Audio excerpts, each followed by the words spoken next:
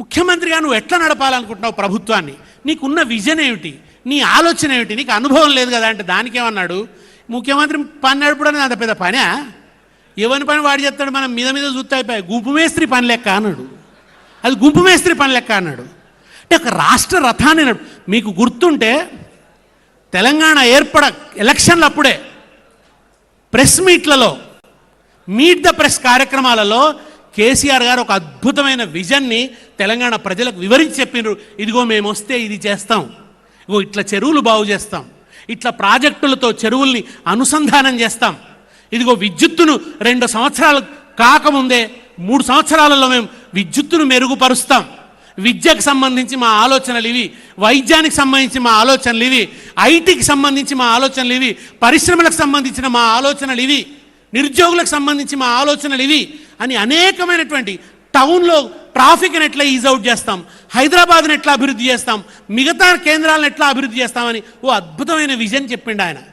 ఒక స్వాప్నికుడు అయి ఉండాలి ముఖ్యమంత్రి అనేవాడికి, ఒక డ్రీమ్ ఉండాలి, ఇదిగో నా రాష్ట్రాన్ని ఇట్లా చేస్తా అని ఒక సీరియస్ కన్సర్న్ ఉండాలి, ఒక పట్టింపు ఉండాలి. అది ఏమి లేకుండా ఏమన్నాడంటే అది గుంపు మేస్త్రి పని అన్నాడు. గుంపు మేస్త్రి పని, ఎవడి పని వాడు చేస్తాడు, మనం మీద మీద చూస్తే అయిపోయా అని అంత తేలికపాటి అభిప్రాయం పరిపాలన పట్ల ఉన్న నాయకుడు రేవంత్ రెడ్డి. అంత చులకన అభిప్రాయం ఉంది ఆయనకు పరిపాలన అంటే. ఇంకా దుర్మార్గమైన మాట, హైడ్రా పేరుతో ఇండ్లు కూలగొడుతున్నాడు ఆయన.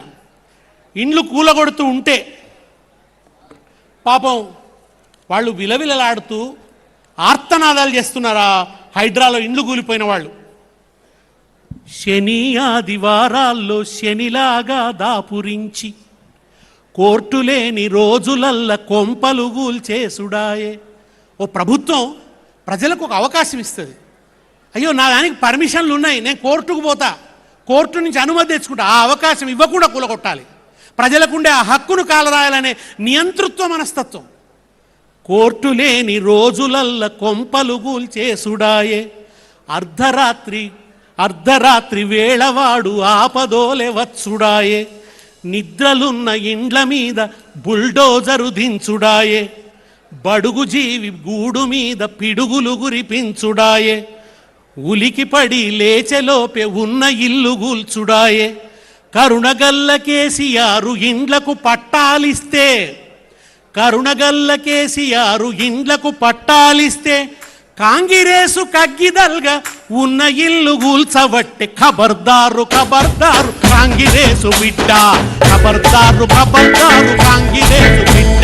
నీ జులుంగీడ సాగదు ఇది, నీ జులుంగీడ సాగదు ఇది తెలంగాణ గడ్డ. ఖబర్దారు ఖబర్దారు కాంగిరేసు బిడ్డ, ఈ జులుంగీడ సాగదు ఇది తెలంగాణ గడ్డ. ఎంత అన్యాయం అంటే పాపం, నానా తంటాలు పడి బాధలు పడి పల్లె నుంచి పట్నానికి బతుకొచ్చిన మా అయ్యా.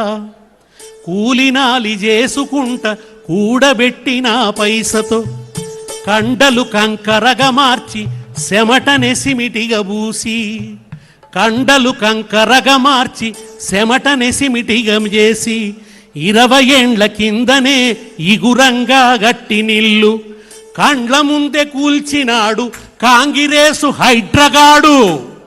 కండ్ల ముందే కూల్చినాడు కాంగిరేసు హైడ్రగాడు. కనికరమన్నది లేని కాంగిరేసు గుండగాడు. ఖబర్దారు ఖబర్దారు కాంగిరేసు బిడ్డ, ఈ జులుంగీడ సాగదు ఇది తెలంగాణ గడ్డ. ఖబర్దారు ఖబర్దారు కాంగిరేసు బిడ్డ, ఈ జులుంగీడ సాగదు ఇది తెలంగాణ గడ్డ. పాపం ఆ ఇండ్లు కూలగొడుతుంటే వాళ్ళు దుఃఖంతో మా ఇండ్లు కూలగొట్టద్దని ఏడ్చి మొత్తుకుంటుంటే టీవీలలో ఆ వీడియోలు వచ్చి మనం అందరం చూసినాం. ఓ యాంకర్ అడిగింది రేవంత్ రెడ్డిని, అరే మీరు అట్లా ఇండ్లు కూలుస్తుంటే పాపం వాళ్ళు ఏడుస్తున్నారు కదా, ఆర్తనాదాలు ఆక్రందనలు చేస్తున్నారు కదా, వాళ్ళు మిమ్మల్ని తిడుతున్నారు కదా, మీకు ఏమనిపిస్తుంది అని అడిగారు. నిజంగా ఇవాళ మీరు తెలంగాణలో ఎవరి దగ్గరకైనా పోయి ఇట్లా తట్టి చూడండి, రేవంత్ రెడ్డి అని పాట పూర్తి కాకముందే నీ మొదలు పెడుతున్నారు జనాలు. పొట్టు పొట్టు తిట్టుడే, ఇక ఒక్క నిమిషం కూడా తెరపి లేకుండా చిన్న ఇక మన వేగంగా వస్తూనే ఉంటాయి అన్నమాట. ఇక నోట్ల నుంచి భయంకరంగా తిడుతున్నారు. ఇట్లా తిడుతున్నారు కదా, మరి నువ్వేమనుకుంటున్నావు అంటే ఆయన ఏమన్నాడు తెలుసా, అటువంటి వింటున్నప్పుడు నాకు ఒక షాడిస్టిక్ ప్లెజర్ వస్తుంది అన్నాడు. ఆ ప్రజలు తిడుతున్న తిట్లట ఆయనకు ఒక రకమైన సంతోషం కలిగిస్తాయట. పరపీడన ఆనందం అంటే ఇతరులను పీడిస్తే వచ్చే ఒక ఆనందాన్ని నేను పొందుతున్నా అని చెప్తున్నాడు ఆయన. ఇంతకంటే దుర్మార్గం ఇట్లాంటి వాడిని ఏమంటారు తెలిసిన? సైకో అంటారు. ఇటువంటి వాడిని సైకో అంటారు, మానసిక రోగి. అందుకే నేను ముందే అన్నా, ఈ మానవుడు వేరే దేశంలో ఉంటే అయితే జైల్లేస్తారు, లేకుంటే పిచ్చాసుపత్రిలో బారేస్తారు. అంతేగాని పరిపాలకుడిగా మాత్రం ఉండనివ్వరు.